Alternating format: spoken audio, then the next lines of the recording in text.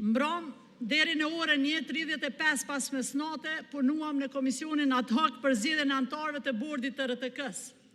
Ndërsa sot jemi ftuar në orën 9 për të proceduar me zgjedhjen e anëtarëve të Komisionit pavarur mbikëqyrës media, sikur në të parën edhe në të dytën me procedura të përshpejtuara pa respektua fatet dhe rregullore në kuvendit.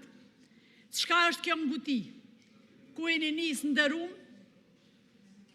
Nuk po respektoni asnjë standard minimal institucional.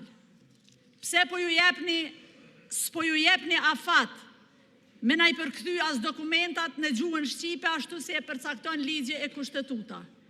A e dini që jeni duke cenu drejt për drejt rendin kushtetues për përdorim të gjuhëve në Republikën e Kosovës. Kjo nuk është neglizhencë, është degradim. Degradim i kuvendit si institucion, i cili po shndrohet në një mekanizëm formal, pa dinitet dhe pa respekt për deputetët. Por mbi të gjitha, është degradim i gjuhës shqipe, një prej shtyllave themelore të identitetit shtetënor. Si është e mundur që në kuvendin e Kosovës deputetët detyrohen të shqyrtojnë materiale që nuk janë të përkthyera në gjuhën zyrtare? Si është e mundur që standardet elementare të punës parlamentare të injorohen në këtë mënyrë? Kjo nuk është thjesht pa përgjegjësi administrative.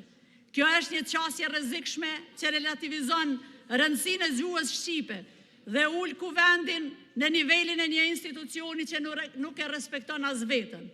Nëse sot heshtim për gjuhën, nesër do të na mungoj edhe shteti. Nuk duhet të bëhemi pjesë e këtij degradimi.